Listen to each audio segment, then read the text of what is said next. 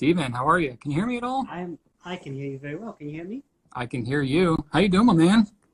I'm very well. I'm very well. How are you? Good. I like your headphones there. Styling. Yeah. I thought, before I'm audible in every possible channel, I would just at least block something out. That's awesome. How you doing, man? It's been a while I'm since very well. since we talked. It has been. It has been. It was DC. Yeah, it was DC, and Probably, I think it's been a while since we've done any kind of like joint video thing together. Definitely. Yeah. Way too long, actually. That's right. Look at that. You got fans freaking out here in the chat. Yeah, that's always nice. Awesome. Well, we'll give everybody a couple of minutes to kind of get settled in here. I don't know how many people are going to be here. Oh, Aziz is joining us. Hi. I haven't seen her in a while. All right. Is she there? Is she in like the other room? Yeah, I can look at her right there. So it's yeah. Nice. Hello. Hey, Aziza. That's awesome. Cool. Well, I have no plan here today. Honestly, I was half expecting this not to even work because I tried this with Brad yesterday and it totally failed. So I have found that Instagram can be a bit finicky with artworks. Is that right? Yeah. Well, especially with the joint live, like you think about what's actually happening right now for us to be doing a live broadcast like this. There's a lot of technology going on here. Exactly. Yeah. So, yeah. Yeah. This is fun. Definitely. What's the weather like over there? Because weather is pretty beautiful here. I mean, it's like it's winter time, so it's cold, but it's not snowing or anything. It's pretty tame where we are. So it's maybe in the mid 50s right now. Oh. So yeah, not too bad at all. How about up there in Canada? Well, that's kind of why I asked. We've been having quite a lot of snow actually. I think right now we have multiple inches. So it's I was surprised because everyone told me, oh, don't worry, Toronto, they don't really get snow. You're safe. It's no problem. You'll be fine. But actually, it's far from that. I mean, everything is fine. Everything is working. But I mean, it's a lot of snow. I was shocked. So. We may actually get a white Christmas here if this continues. Oh, I'm jealous. Yeah. So how's the weather there compared to Netherlands? Well, it's more snow. It's actually interesting that right this year there was quite some snow in the Netherlands, but usually, I mean, a lot of snow in the Netherlands is, I don't know, 2 inches. That's considered a lot. So it's very interesting that right when I leave, the country is hit hard with all kinds of snow, but it's definitely more snow here and cold. It's usually in the Netherlands. It's maybe I'm used to thinking in centigrade. But sure. A couple of degrees below zero, but here it's easily -10 or colder. So it's cold out. That's beginning to look a lot like Christmas, so to speak. That's right. Oh, that's awesome. So are you adjusting well to being in North America? I think so. There was some not necessarily challenges, but it turned out that I couldn't just exchange my driver's license, for example, so I had to go through the trouble of doing a new driving test here and all that, but all that went fine, so it's not a Gotcha. big deal, but Thanks, Jeremy. That was definitely interesting because I was kind of hoping, of course, that I could just do some sort of switch. So it's tiny things like that, but sure. In all, it's pretty good and pretty smooth, so I have no reason to complain, really. That's great. So, we're coming at the end of the year here. I'm kind of curious, I don't know if you get like I do, but I get kind of like reflective about what's happened throughout the year, especially when it comes to like pen stuff and just thinking about all the stuff that's come out. Do you have any like notable things that you experienced this year as far as writing pen stuff goes? Well, one thing that I was, of course, very excited about was the relaunch of my ink. Yeah. We did that. I think the last time was 2015, and then we had a small batch, 300 bottles, but just 30 milliliters. So it wasn't very. I got one of those. I got one. Yep. Oh, awesome. Yeah. That's very nice. It's good stuff. So those sold out in under a week. So I was quite shocked at that. But I thought that would be it, but people kept asking me for the ink, and I mean, of course, you want to help people to get it if you can. So I had a chat, and that's something that's been in the making for months when I was still in the Netherlands. The Akkerman fountain pen store in The Hague has cool bottles with glass marbles and all that.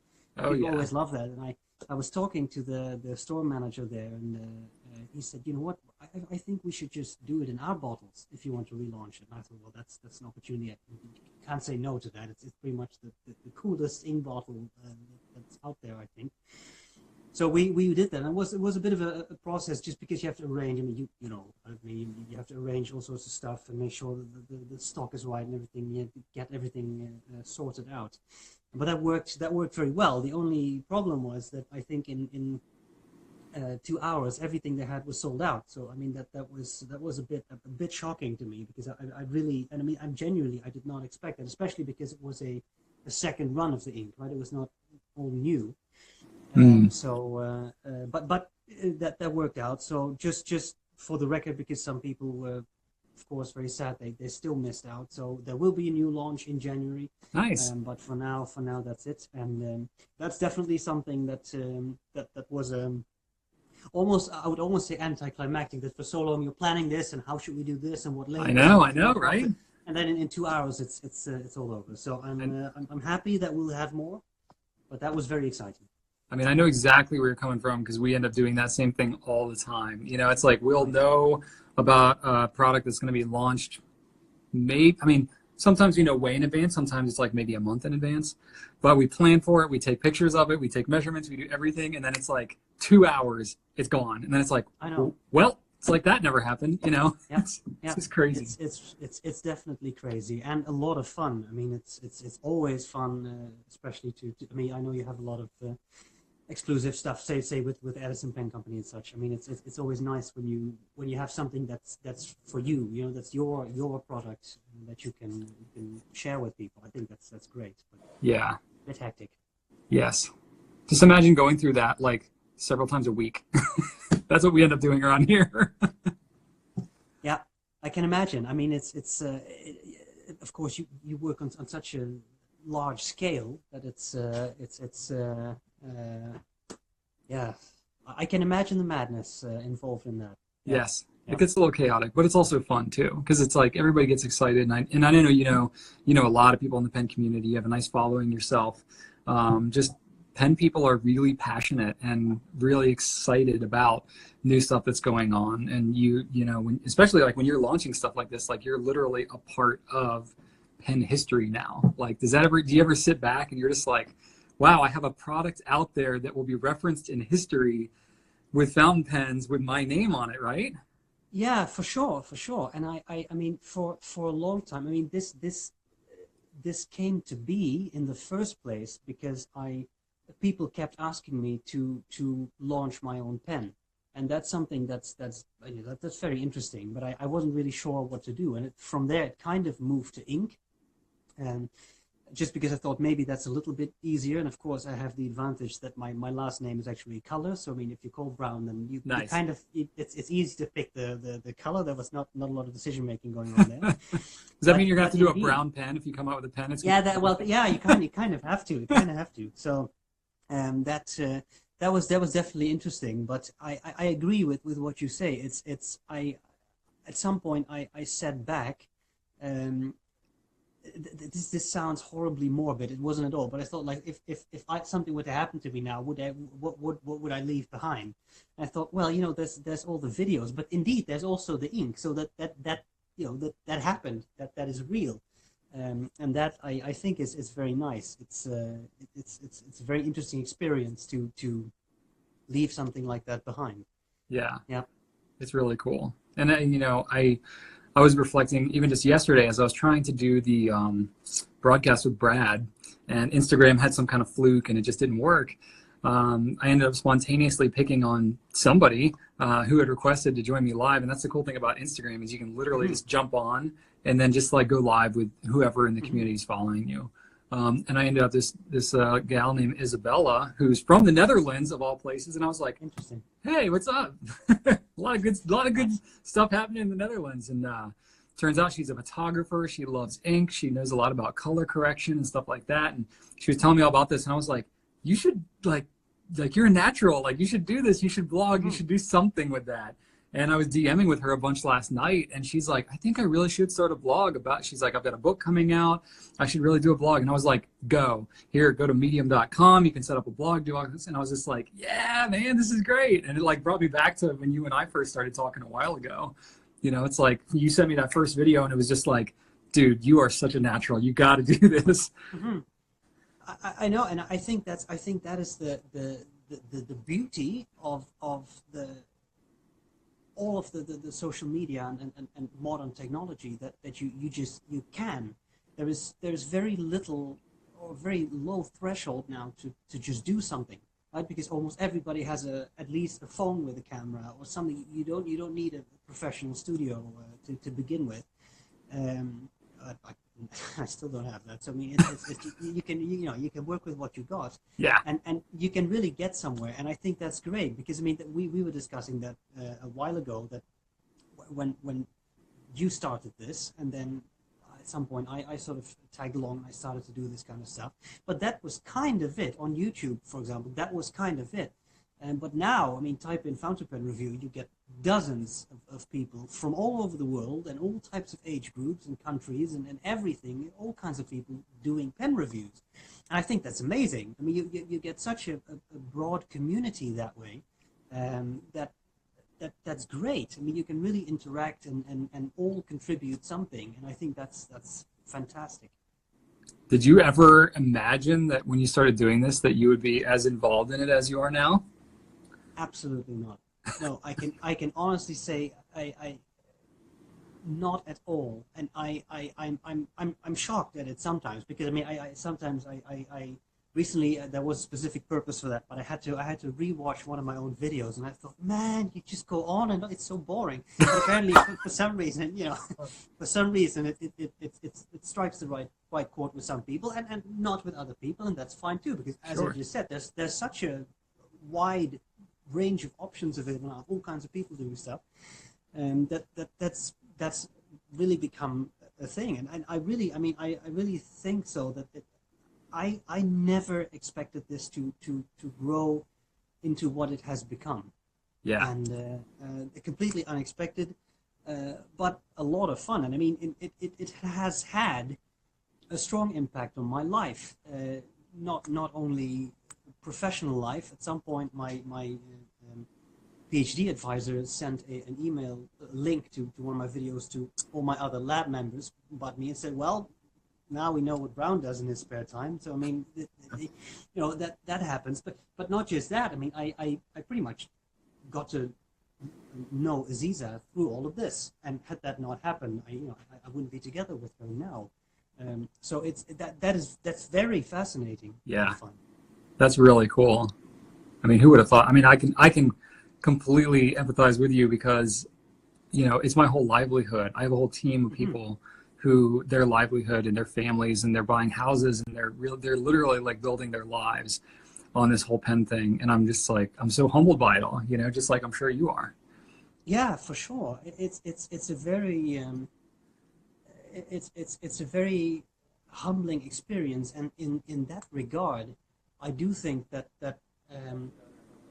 going to pen shows, I mean, I'm sure you experienced that too, but I mean, going to pen shows, talking to so many people, it's amazing. And I mean, I don't mean that from the perspective of it strokes your ego or something, but I mean, but the fact that so many people watch your stuff and like it, that's amazing. And I typically give one example. At some point, someone sent me a message through YouTube a couple of years ago, and he said, I'm actually chronically ill, and every day I wake up hoping I have not lost some other function.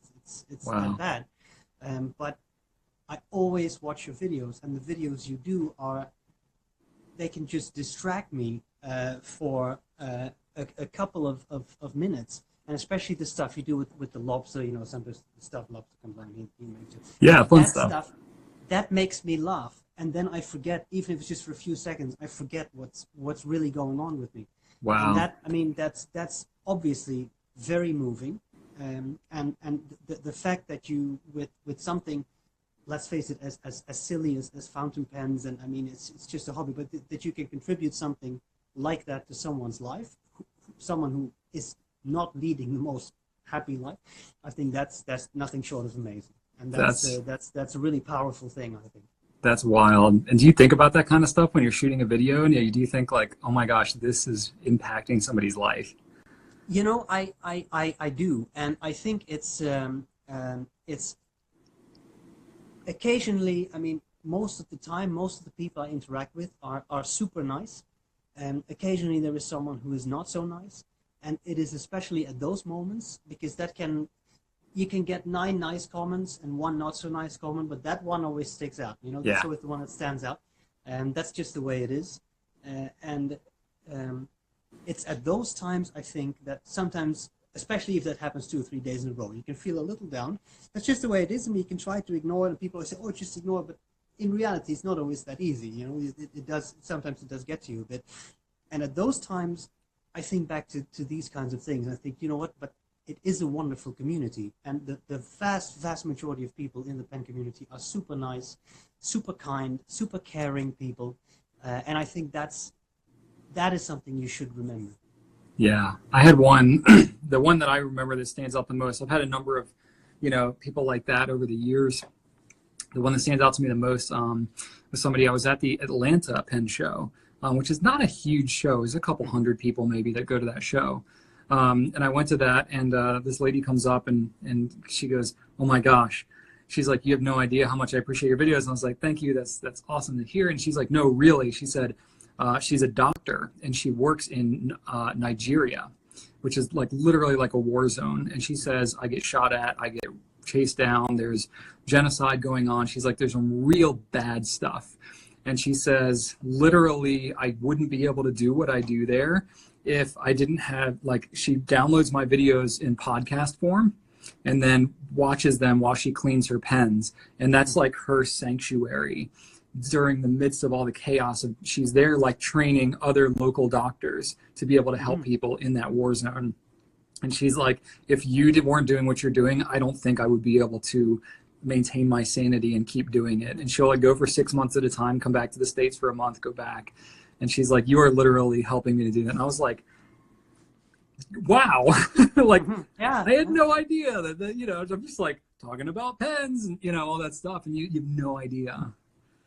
no, that's true, and I mean, you can definitely impact people's lives. And I mean, I've at pen shows too, I've talked to people who said, you know, I once had whatever, this surgery, or I had that, and I was in the hospital, and I was just pretty much binge watching your videos, and that is what really helped. So I think it may sound grand, but you can actually make a difference in people's lives by doing this kind of stuff and by doing simple things, and, Yeah. and that's this I think is one of them. That's so cool.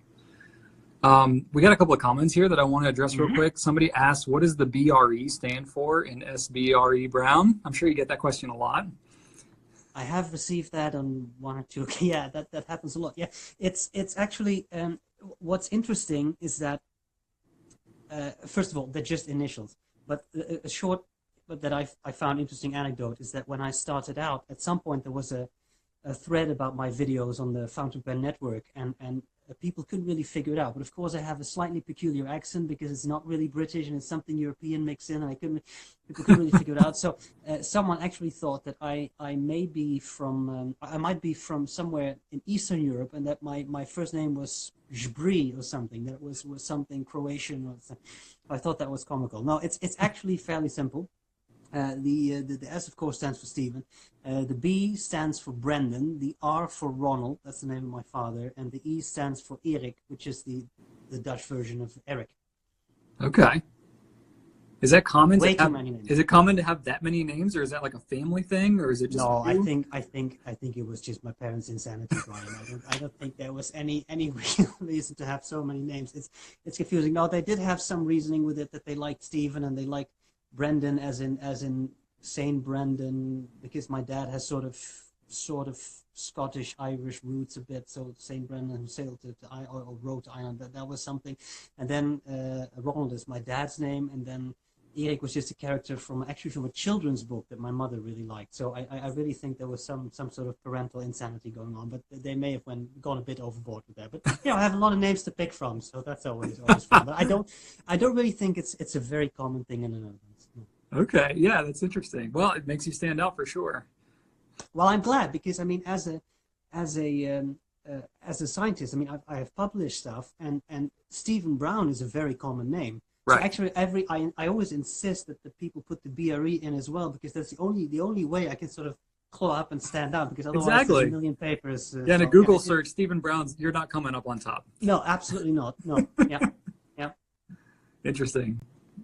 So I bet you if you Google SBRE Brown, is your pen stuff going to come up first, or is your scientific studies going to come up first? No, it's my pen stuff, and it's very interesting. All sorts of interest in my personal life because occasionally I just type in SBRE Brown in Google, and then Google fills in stuff like married ? Moved to Canada ? So there's definitely some interest in my personal life. How about that? You can keep a pulse on what's going on, Yes, the yes, sentiment yes. of the pen community based on your Google suggestions. Yep. That's wild. I haven't spent any time doing that. I wonder what would come up about me. Oh, you should, Brian. You should because you'll find out some interesting things about what people really want to know about you. Oh, gosh. Well, see, it's interesting because I grew up, Robert Goulet was a really famous Broadway singer in the United States. So I grew up as a kid. Whenever I went anywhere, anybody who knew Robert Goulet, he's a celebrity, just like you have, Michael Bublé or somebody like that. If your last name was Bublé, they'd be like, oh, are you related to Michael Bublé? So for me, it was always, oh, are you related to Robert Goulet? And so I grew up in my childhood, and then it kind of died off a little bit. And then on Saturday Night Live, Will Ferrell did a skit about Robert Goulet, and so that kind of brought it to my generation, and like younger people then knew who Robert Goulet was. And then that kind of aged out, and then it kind of forgot. And then here we go. Now we got the Goulet Pen Company. So that's now more like the primary, Nice. making a Nice. name for myself instead of Robert Yep. Goulet. Yep. That's very That's cool. awesome. Somebody asked what knife you're going to be using to cook for dinner tonight. Yeah, well, actually, that's a good question. That's probably going to be a kaishun knife, which is a Japanese knife, which I'm rather fond of. Nice. And is that another personal interest of yours? Is that kind of like a secondary to the pens, I'm sure? Yeah, yeah. I really try to keep that within bounds because as with pens, kitchen knives can also go up very much in price. So I really try to limit myself in that regard.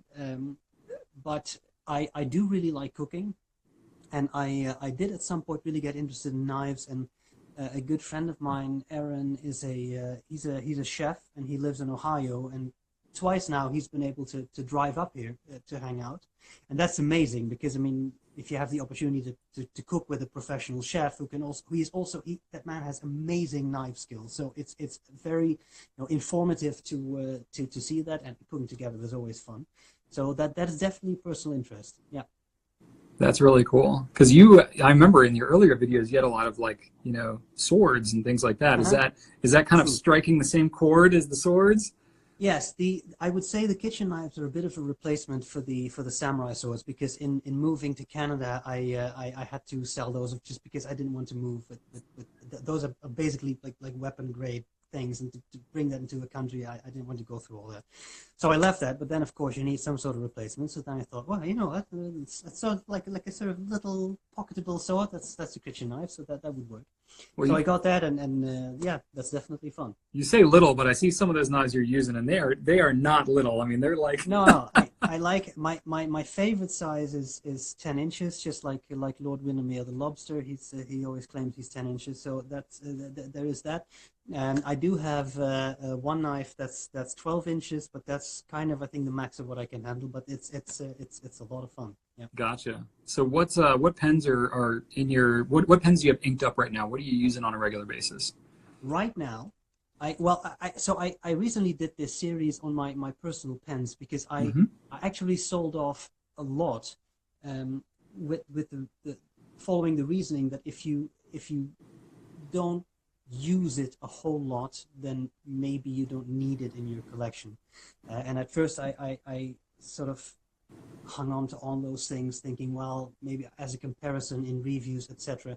But at some point I thought, I just I don't use them enough, and then it's just I think it's better to get them to someone else who really enjoy them than try to hang on to them. So right now, what I have inked up is, because of course I have them here, I wouldn't be unprepared, obviously. I have an Omas Paragon, Mm-hmm. the Arco. That's one of the larger ones. So the post 2005 ones were a bit bigger than the older ones. Nice. Arco is a beautiful material. It is I think beautiful. everyone agrees on that. So Yeah. very, very sad that Omas went under. Yeah. But that's a very nice pen. Also a nice size. In the Arco theme, I also have the Armando Simoni Club pen, Mm-hmm. which was recently launched. It's the Bologna Extra. In Arco, that's a beautiful pen. I think you would like it. It's a big model.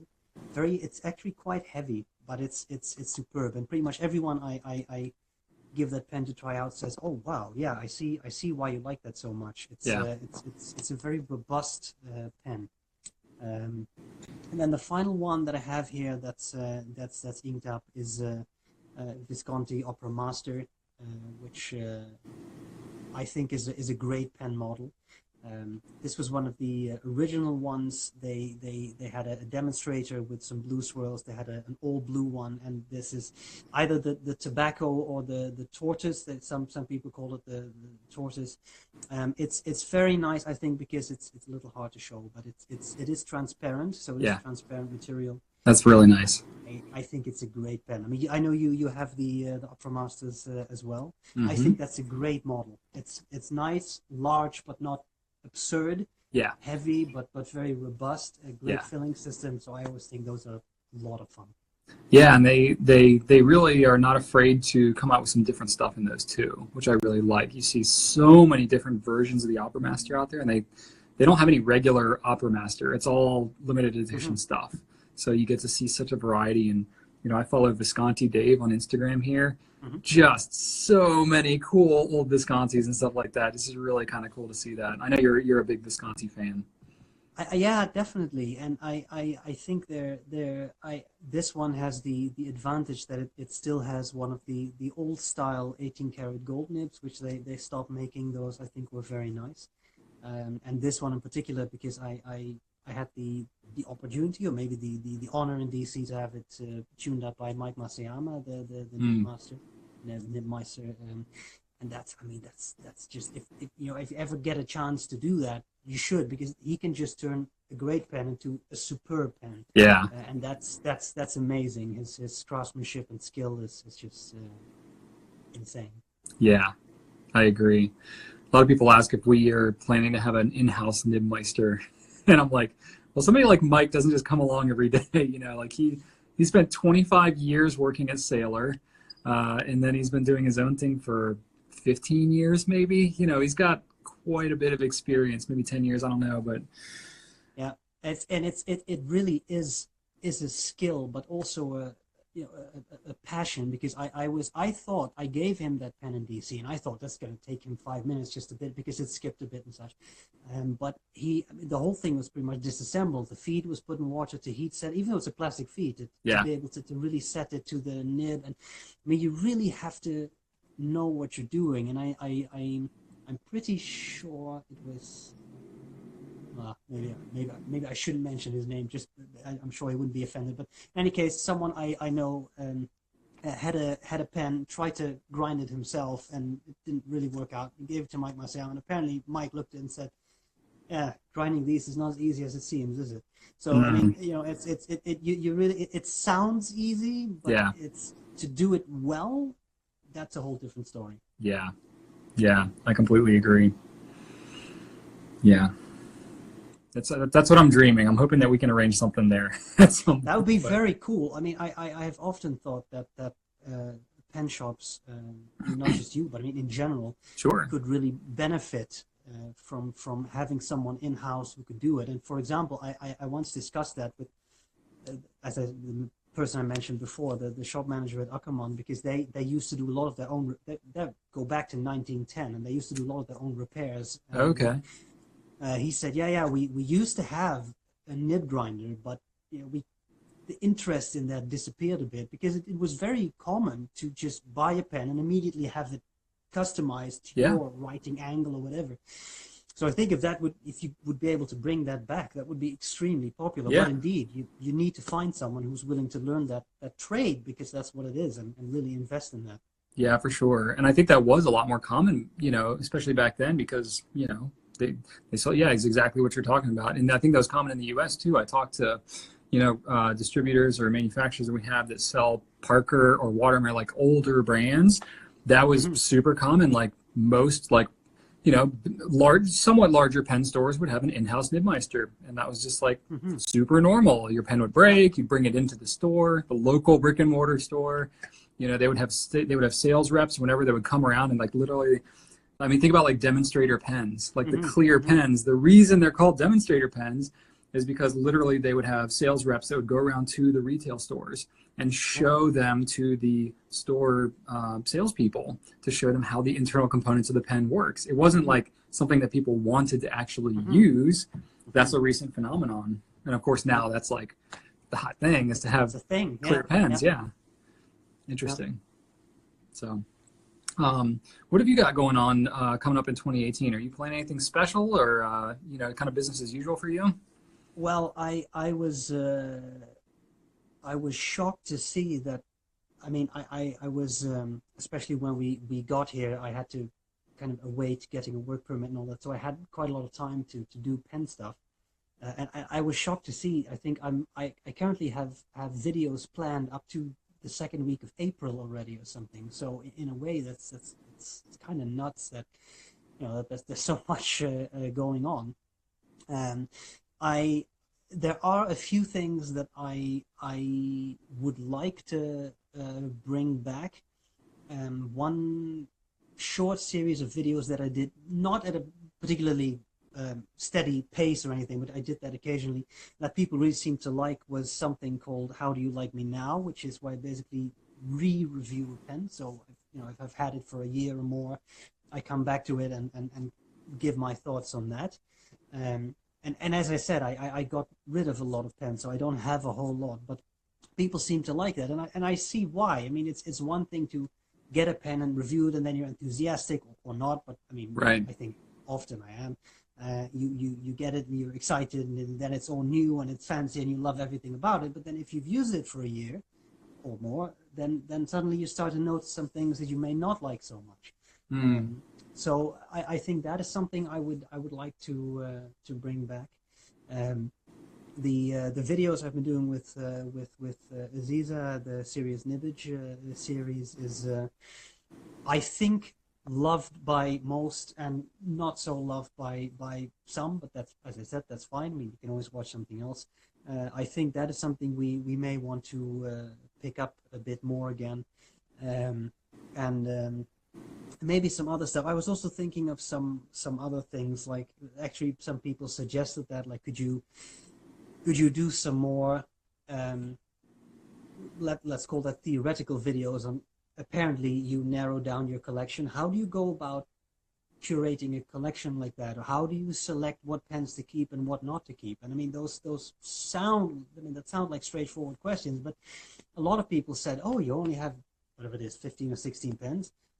I never considered the fact that you could also just get rid of what you don't like. So that I think in a way those kinds of videos where you can discuss how, or I could discuss how I went through that process, that could be useful to some people. Oh, for So sure. I want to try and do some more of that kind of stuff. That would be interesting because you've actually done that. See, I don't, Yeah, yeah. if I did that, I would be a total poser because I don't get rid of anything. I just hoard them all. Well, in my case, what the crucial factor was marrying, because Mm. I didn't I just I didn't I kept everything, even like inexpensive Chinese pens and everything. I had everything, and it was actually Aziza who said, "Listen, Brown, you have stuff that you never used. I've never seen you ink this up, so why do you have it?" And that was actually a very fair question. Why would you have it? And of course you can keep it all, if nothing else. For example, as I said earlier, like a reference collection where you can compare pens to other pens. But yeah, why would you keep it all? So for me, and now, the thing is, I actually, now that I have something that pretty much fits in one Visconti 12 pen pouch and one other pouch or something, that's it. Hmm. I'm actually very happy because I don't have any trouble in selecting what I want to ink up because I only have a couple. So I know that I want that and I want that, and that's it. So Nice. in a way, it's beneficial. Yeah, it was to me anyway. Well, it's probably like more real life of what people are actually going through. Um, Yeah, and I mean, there's also, of course, there's the advantage that I have in that regard, and I say that with much reservation, but I mean, I've been doing the YouTube stuff since January 2011. That's a long time. I've been able to yeah. try out and use a lot of pens. So in that regard, I have no illusions. I'm a very blessed man. I mean, if you love fountain pens and you're able to try out hundreds, many of which I bought, many of which I just borrowed, Right. but you can try out all that stuff. You also kind of, it's easier to figure out what you like than if you have to purchase every single piece. So I mean, I'm very grateful. Feel very blessed that I've been able to do that, but maybe that also made it easier to narrow things down. For sure. Do you find when you're shooting videos, because you and I mean, we both end up doing this. There's so many pens out there. There's so many things, even the ideas that are coming through here. Everybody's, Bijou says, before you get rid of a pen, shoot a video explaining why and what you fell out of love with. And, there's so many good ideas out there. Absolutely. How much of it when you're deciding, because obviously you're doing this in your free time, you're not compensated for doing this. I have a little bit more incentive to shoot some videos because it's my livelihood, but you're just kind of doing it for fun. So, when you're choosing to shoot a video, how much of it is like you just want to put something out there yourself, and how much of that is that kind of your following, if you will, for lack of a better term, is really interested to know something, so you're kind of doing it for them? Well, that's a really good question and a very valid question, and for sure, in all honesty, the focus has shifted a bit through the years, because when I started out, I didn't have any sponsors or pen shops sending me stuff. I could only review what I purchased myself. Then after a while, I was able to get some stuff. For example, the Joost Appelboom in the Netherlands has a pen company, and he lends me a lot of pens. Many of which are kind of in the higher end, so I'm talking limited edition Mont Blancs, that kind of stuff. Yeah. But also pens in a much more affordable price range, like say a Lamy Studio or that kind of stuff. And where I started out really reviewing my pens, it has now become more of a thing of reviewing pens. And the thing is, I know that some people have some difficulty with that, and I can't really blame them, because indeed, where it started out as just me, a guy talking about his pens, it has now become more of a matter of, I got this in the mail today and I will share it with you. I still think that is worth it, because I get to show off, show a pen to the audience and talk about it, and what I like about it, what I don't like about it, etc. And so people can decide whether that's something they want to explore. And in that regard, I like to think that is still a useful service, because you get to see pens. And of course, some of the stuff I review, I mean, as I said, with Appelboom, for example, I mean, a limited edition Mont Blanc, that's not for everyone. Right. And to be honest, most of the time, it's not for me either. There's nothing wrong with the pen. It's just not my pen. Yeah. So I mean that happens, but still there are people. So some people say, well, it's a lot of expensive pens. That's true, but I also still review Jinhaos and that kind of stuff, which is very affordable. So that focus has changed a bit, but I like to think that it's all still interesting. And I mean, I do occasionally, like for example that Armando Simoni pen. I saw that in DC. I know the person who makes them. I've known him a couple of years. And that was a pen that, even though it was just lent to me for review, I just loved. I immediately fell in love with it, and I ended up buying it from him. So there is still, I think, a lot of enthusiasm, but it can change a bit. I mean, if you get something sent in for review, of course, I haven't personally selected and bought it. So sometimes it's something that doesn't do as much for you personally. Sure. I mean, I know sometimes this is, I don't feel like I'm hearing about this quite as much, but I know a couple of years ago it was a really big issue of like the legitimacy of pen reviewers, like getting stuff from a retailer like me or, you know, Apple Bloom or whoever. What's your take on that? I mean, you know more firsthand than anybody. I know what you're talking about, and every time it resurfaces once in a while. Okay. And I understand that people might think, well, if you get sent something for review, then you'd better be nice about it, because otherwise they won't send you something again in the future. And I understand that. I mean, I understand that that's what people may feel. I feel like I don't do that, because if you look at the pens I have reviewed, for example, for Applebaum, I've been fairly harsh on some of them. Say the super expensive Mont Blancs. I don't have one clear example from the top of my head, but I have reviewed, say, $2,000 pens where things didn't line up, or there was a gap here or a thing there. So, I mean, I do point all that out. Like, you know, this is a very expensive pen and it barely writes, or this is a very expensive pen and the attention for detail just isn't that great. So I do think I'm critical about that. But I mean, let's be fair. I mean, I do understand that people think, well, you know, you get this, but I also think, yeah, if a company with Applebaum have a good relationship, but I mean, there have been companies. Well, I haven't been extremely kind about the pens, and they didn't really like it that much. And yeah, that can happen, you know. But if you send me a product that isn't really up to par, then I have to point that out. What do you expect? Yeah. Yeah. I mean, that's how it's going to be. So that's interesting. Now, as to objectivity, I think that the simple matter is, and that's another plan I have for 2018.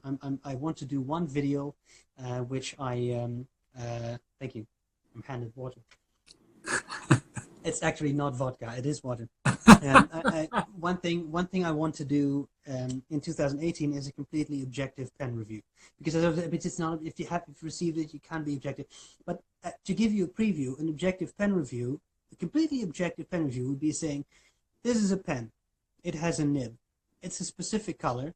I can't tell you what color, because on the camera it's going to be different and everyone's eyes perceive color differently. So, you know, it's a color pen. It has a nib. You can put ink in it and it will write. I can't tell you if it writes smoothly or not, because that would be a subjective statement. So, you know, that you simply cannot be 100% objective, but no one in the world can, whether you're reviewing pens or books or movies or music or cars or hi-fi, it doesn't matter. No one can be 100% objective. So what I try to do in my reviews is show people what a pen is about. Like, well, this is particularly nicely made. It's a very nice finish. Has a nib that writes very pleasantly. But that's all you can do. And there is always just a subjective factor, because your pen taste is different from my pen taste, and that's how it should be. Otherwise, you wouldn't have to review it, because everyone would like the same thing. Absolutely. So, you know, that's it's always tough. That's interesting. As you were saying that, an idea popped in my head. Like, you need a character who only reviews pens 100% objectively. I think that would be, yeah, I think maybe the professor should do that or something. But I think, yeah, that's a great idea. There should just be like the monthly completely objective pen review or something. Yeah, I could see that as being something, you know, it would need something, some extra little layer, almost a little sprinkling of something in there, but that would be pretty funny. Yeah, now, Drew? Yeah, I am. All right. Want to say hi to Steven real quick? Oh, yeah, I'll say hi, Steven. This is Drew Brown. Hey. Hello, Drew. Steven, I was just listening, and I would just like to take a moment to say I think your reviews are as good as they can be as far as being impartial. I watched you and Aziza talk about the Stipula Splash, and I personally have some strong feelings about that pen. Not entirely positive, but I think that you guys illustrated its shortcomings respectfully, and you did it right. You really did do it right, and I think that you've got a tremendous skill for that. So that's my 2 cents. Thank you for doing what you do. Happy holidays. Thank you. let's give a shout out to Drew's sweater. That thing is fantastic, right? That was amazing. I agree. Drew has inspired me this holiday season with his sweater strength. I saw that, and I like it. I like what's going on. Yes, I got a Snoopy one today. This is my. Oh, that's amazing. Yeah. Yeah, that's really cool. It's good stuff, and it's comfy too. It's like a sweatshirt more than a sweater. That helps. Yeah, That's always good. it's good. Well, I completely empathize with what you're saying because I mean, if anybody was going to be biased, it would be me because I literally directly financially gain from saying this is a great pen, you should buy it. But I feel exactly the same way you do. It's like you literally can't try to eliminate bias because the fact that you're a human being and not a robot, even the pen that you are choosing to review, there is bias there. And even if you only reviewed pens that you buy, you chose to buy that pen for a reason. Unless you literally just like close your eyes and click on a random pen and buy it, you cannot be unbiased. So I rather than take the approach of I'm trying to be a completely, amorphous being that's objectively reviewing a product, which is impossible with fountain pens, especially because they're so personal. I say rather, this is me as me reviewing this product, and I have a preference that lean towards this. So this is my opinion. However, you may feel completely different. And I always try to layer an extra perspective. And part of that is my personality style. I've taken the Myers-Briggs, and my personality style is the debater. So I have a very easy time kind of counteracting my own opinion. So I always try to think like I have large hands, but you know what? If you have small hands, you're probably going to da-da-da-da. And switching back and forth between the two while still maintaining pretty steadfast in my own opinion about something. And I have pens that I absolutely love that other people absolutely hate. And there's other pens that people hate that I love, and so on. I think leaning into that more is what makes reviews so interesting, because you have a very different taste in some ways than I do, and Rachel has a different taste, and Drew has a different taste, and Aziza got a different, and Matt Armstrong's got a different taste, and everybody's got a different thing going on. So I think that's beautiful, and that to me gets to more of the like individuality and personalized nature of it. And it's just, as a reviewer, it's just so much more fun to put yourself out there rather than try to like be completely objective and distance yourself from the personality of whatever pen you're reviewing, leaning into that completely. And then if people, but I think where you can, and you probably felt this too, and I'm getting on a bit of a soapbox here, but if you probably felt this, and I know Matt Armstrong has talked about this too, but like people that can like personally attack you in the comments and stuff like that, that's very common, especially on YouTube and other Reddit and places like that. People can get rather brave behind the keyboard when they talk about that stuff. Some people struggle with that more than others, especially because we're all doing this on our own passion, and it's hard to get those harsh comments and stuff like that. My personal stance on all of it, I've never really struggled with it because I always look at that and I have empathy for whoever it is that's leaving that comment. And I think part of the advantage I have here is the fact that we're a customer service oriented business. So we deal with upset or miscommunication all the time, like every single day. Somebody's upset about something, and we have to address it and kind of be diplomatic and understand and all that. And I can't tell you the number of times I've had somebody lace into me. Literally, I've had people tell me that I am a crook, that they're going to sue me, that I'm, I've had people say that they're going to report me to the State Department and all this stuff because of, how much I charge for a preppy O-ring, and just like literally the craziest of stuff that you can imagine. But when I do this, and I tell my team too, I'm like, wait out the conversation, hear it all, empathize, get to understanding where they're coming from. And I can't tell you the number of times that people have finished out that conversation, and then they come back and apologize later, and they say, I'm so sorry, my dog died this morning, or my wife has cancer, or my father got this, or I've had depression, or I've had da-da-da-da-da. And it's just, you're taking the brunt of that right there. And I think that's the answer to it. Like it takes a lot of strength. And I think I give you credit, I give Matt credit, Aziza, anybody who's been around and doing this for a number of years, you're going to run into that. And if you can stick around for a number of years, you have obviously found a way to work through that. And I think that, so credit to you for doing that. Cause I haven't seen that like affect the way that you have done your videos, and the fact that you're like willing to jump on live with literally like no plan of what we're going to talk about. And just from the love that we're getting in the comments here is very encouraging. And Absolutely. I think that's really cool. And so, we as the pen reviewer community, got to support each other a little bit. But I'm always discouraged when I see other reviewers and bloggers and stuff getting discouraged by those comments. I think it just takes a little bit of perspective. So that's kind of my take on all that. Have you kind of come to the same conclusion yourself? It seems like it. Yeah, and it's tough. It is something that I find, relatively speaking, gets easier. The longer you're in it, the easier it gets to brush something aside. Yeah, because you kind of hear it all, right? Yeah, you do. And I mean, I mean, there are always, no matter what hobby or field or niche you're in, there are always people who are opinionated, who have very strong opinions about things. If they share your opinion, things are easy. If they don't, then it can be a bit more difficult. It's interesting what Drew just said about the stipula and being respectful. I think that is actually the key. I think some people don't always realize that when they say something, it's actually often a very disrespectful way to say it, because obviously you can disagree with someone. Natural, happens every day in life. And if you can't handle people disagreeing with you, then you must be living in a constant state of disappointment, because that's what life is. People will disagree with you. I think the hard part is the way people do it, because some people tell me, you reviewed this pen, you said you didn't like it, but I love it. It's my favorite pen. So I didn't really get your point, but you're entitled to your opinion. Right. Sure, no problem, right? Some people can be a bit more aggressive. You just gave some good examples, I think, of that. Some people can be a bit more verbal about it, a bit more verbose even, and some of them get really worked up.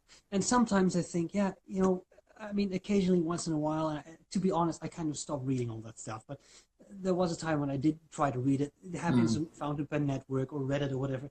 And people are basically reviewing me as a reviewer, like, oh, he did this wrong, and his music sucks, and his camera is bad, and the audio is incomprehensible. I remember there was a time when you got a lot of flack for like your camera quality and all that kind of stuff. Yeah, and that was also because, I mean, when I started out, I used the built-in camera on my laptop, and it was poor quality. It was low frame rate, but it was what I had. So it was either that or not doing it, right? So, I mean, and at some point, you can work up a bit, you get a better camera. And it turned out that the video editing software I had wasn't that ideal, so it kind of made things a bit more pixelated. And, it all sucks, but you try to make do with what you can. And I think, again, by far, the vast majority of people I interact with online are super nice. They're all super nice. For sure. And pen shows too. I mean, every single person I talk to at a pen show is a super nice person. Yeah. Like everyone. And occasionally there are a few people who I think kind of like to bicker a bit and like to, kind of sort of pick at things and try to evoke a response. And that happens. And I think the trick, and that's not just about reviewing pens. I mean, that's just the trick about life, is you have to learn to deal with that. And I think that very nice. At some point, I saw a TV program about some abbot, like a leader of a monastery somewhere in Belgium, and he said to be an adult means to be able to deal with frustrations without being a frustrated person. I thought that's a very nice way to put it, because that's exactly what it is. There will always be frustrations. There will always be, say, people who disagree with you, and that's fine, or people who get a bit belligerent and really, really sort of trying to pick a fight with you online. That will always happen. The trick is learning how to deal with it and just ignore it, and that is not always easy. And I'm definitely not saying that it's something that gives me absolutely no issue.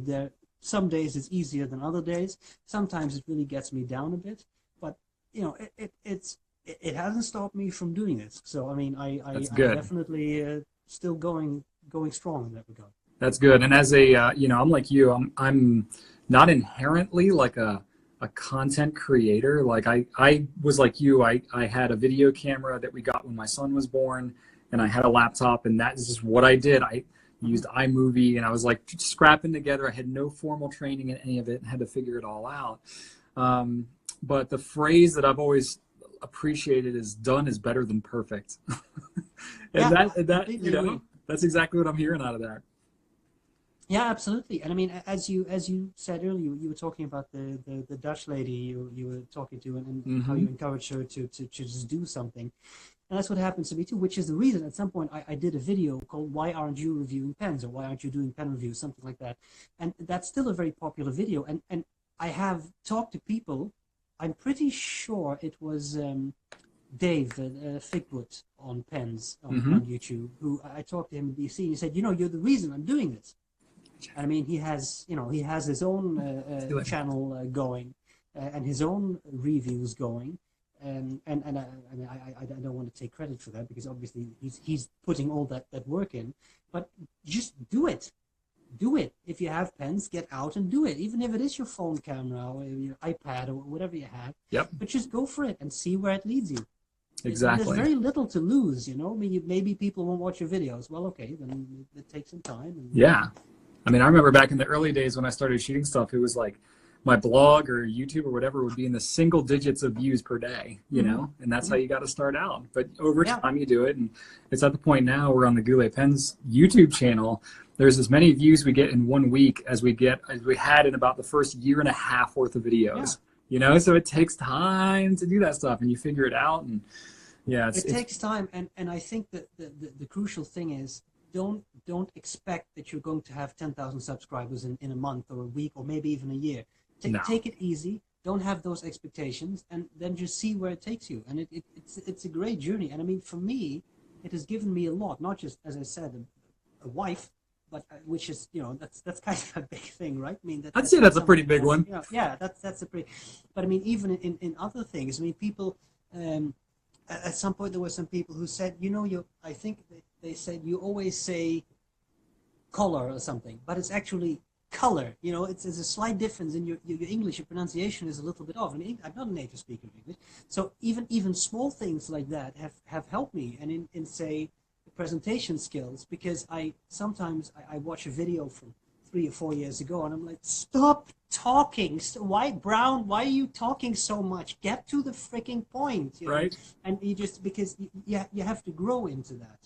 And you have to learn to, in my case, I had to learn to limit myself and stay on topic, Stephen. You can do it. Right. You talk about the nib. You just did it. I mean that kind of stuff.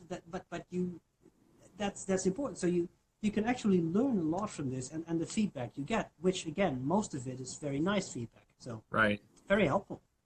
So that's a good point. And speaking of wives, I have Rachel in here who's like reminding me that it's 5 o'clock and I need to get going because she wants me to come home and help with dinner. So this has been a blast and the time has Absolutely. flown. We'll have to definitely do this again. I mean, it's cool to hang out. But yeah, this has been awesome. Thanks so much for joining me. And Likewise, it was fantastic. I really enjoyed this. awesome. Next time we'll have to have Aziza jump on here and we can have Sure. a double date, so to speak. Yep. Yep. Sounds great. Yes. All right, All everybody. right. Thanks so much for watching. I think Thank I'm you. gonna try to download this and maybe we can throw it up on our YouTube channels or something too. Sure. This was really Sure. good stuff. So that'd be good. Lots of Awesome. hearts coming up on the channel here along that one. So very cool. Well, I hope you have a Merry Christmas and You know, too? Yeah, definitely. Maybe we'll be able to link up in person sometime next year. That'd be great. For sure. Cool. Sure. All right. Thanks, Stephen. Thank you. All right. Bye, Bye. everybody. Right on.